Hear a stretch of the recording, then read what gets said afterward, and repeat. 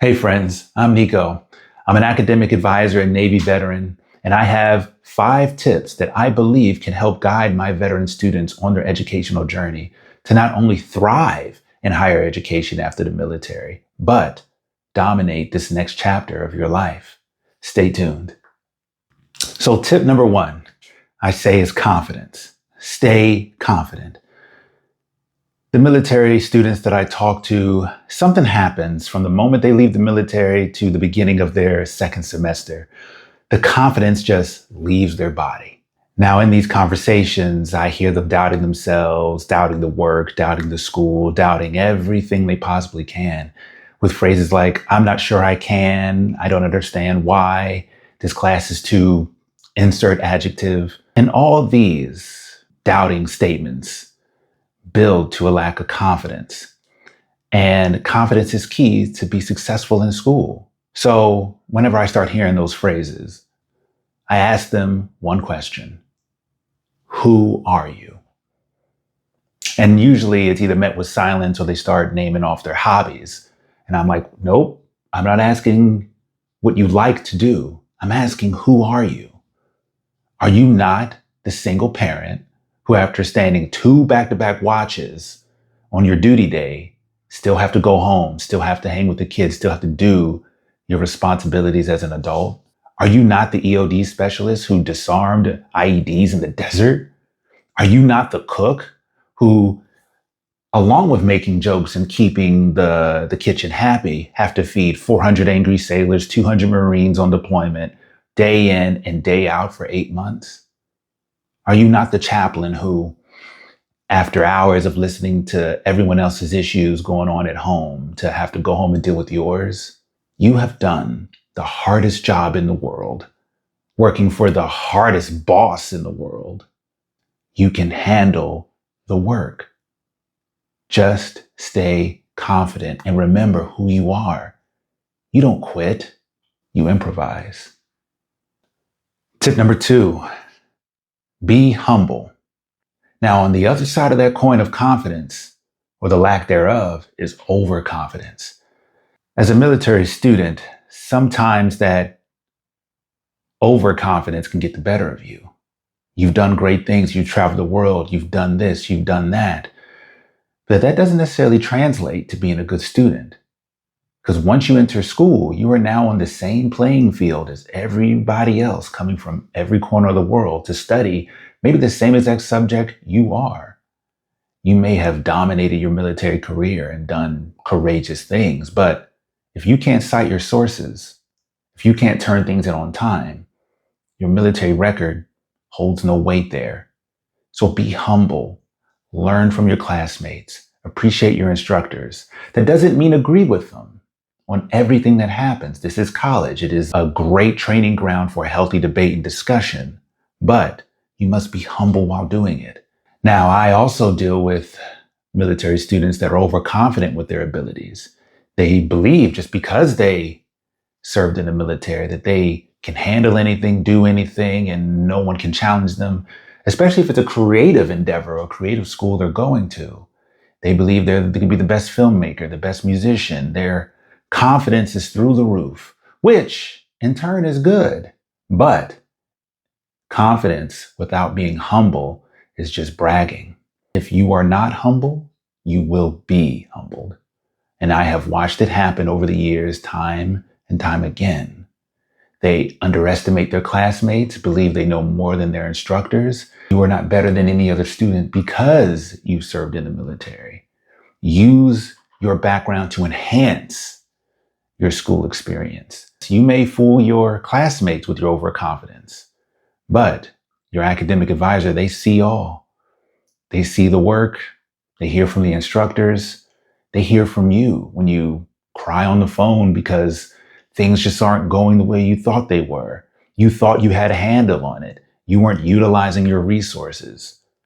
Stay humble or be humbled. Number 3, choose your game. So when I say choose your game, I mean choose the college path that works best for your goals. One of my favorite TV shows is The Wire, and one of my favorite quotes is, "The game is the game."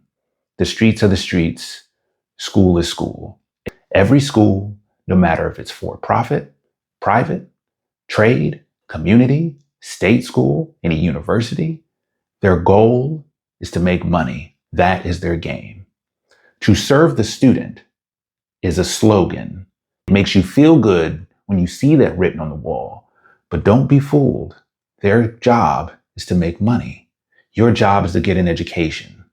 So when you choose your game, whatever school you go to, research them, learn about its pros and cons, and make it work for you. Your end goal is not the school's end goal. If you decide to go to a school, no, you won't leave there a subject matter expert. You'll leave there learning the knowledge to pursue expertise in your chosen field. But just know that the game is the game. You are all on the same playing field, whether you're using scholarships, GI Bill, grants, paying out of pocket. Every student is equal in the school's eyes because all of you are paying money. Whether it's for profit or for the state, the game is the game. So choose the game that works best for you. I may get flack for saying this, but I believe the school's job is not to serve the student. That phrase is something you put on the wall to appease shareholders and to make a student feel good when they walk around. No, a school's job is to make money, and they need students to make money. And when a school makes money, you get better equipment, you get better services, and you might even get a better education. But no matter what, you have to choose the game that works for you. So as a vet, when you're doing your research, choose your game. Because what makes a school prestigious is the alumni. And that good alumni, that awesome alumni, that successful alumni could be you. But just remember, their end goal, their end game is not your end game. So choose your game. Choose what works for you. All right. Number 4, be patient. Be patient with your classmates. Be patient with the faculty. Be patient with yourself. Serving in the military is a hard task for anyone to endure, whether you've volunteered to do it or were voluntold to do it. But be patient with the civilian world. Not everyone's going to understand what you've been through. Frankly, it's not their job to, especially in academia. Their job is to instruct and their job is to learn with you. But be patient. There will be times where you will be frustrated with the system. Hey, you're used to that, right? Remember that old phrase in the military, hurry up and wait? Keep that mindset. Some things will move slow, some things will move fast. But the main thing you need to do is be patient. Understand that as you talk with financial aid and something's not right with your funding, be patient. You talk to your academic advisor and they can't get the classes you want. Be patient. And you talk with your instructor and they're just not budging on giving you that extra point because life has been happening to you. Be patient. It will pay off. Trust me. Be patient with yourself. Be patient with the students. Be patient with your classmates. And everything will work out. Number 5, keep your why intact. Why? Why are you going to school? Is it because you have the benefits and you have nothing else to do? Is it because you know that'll be a better way for your family to thrive? You want to make something of yourself. Whatever your why, keep it intact. Now, your why will evolve and you should let it. You should let it evolve, just like you as a person as you grow. But keep your why intact. You will face challenges in schools that will challenge your why, that'll challenge the reason for you being there. Because let's face it, why spend the money if your why is not intact? Why deal with writing these book reports that mean nothing? Why go through these arbitrary classes to earn this degree that you may not believe would work for you? Keep your why alive. Interrogate it every semester, every class. Think, okay, why am I doing this? If you're in a class you don't like, find one thing in that class you do. Find one subject, find one assignment, and latch onto it. Learn from it. There's always a positive reason to being in a class. And trust me, I've heard my fair share of This class isn't what I'm come here to learn. I don't think I can do this. What's the point?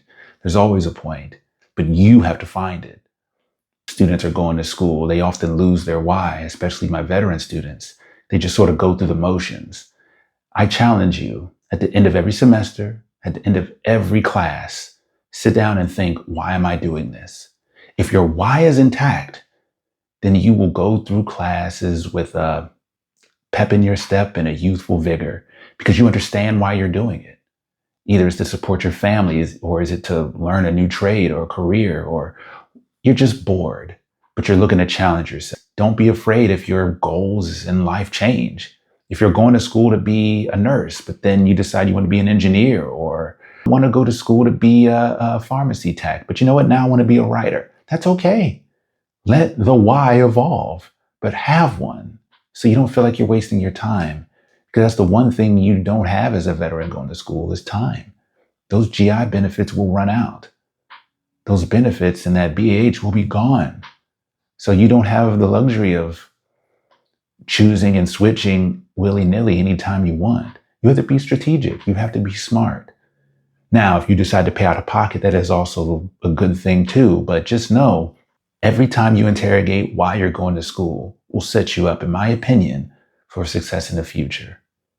Know your why. You made it. I'm so happy.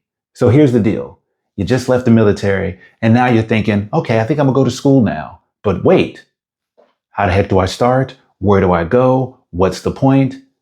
All these questions you don't have to figure out alone. So tip number 1, be confident. Tip number 2, be humble. Tip number 3, be patient.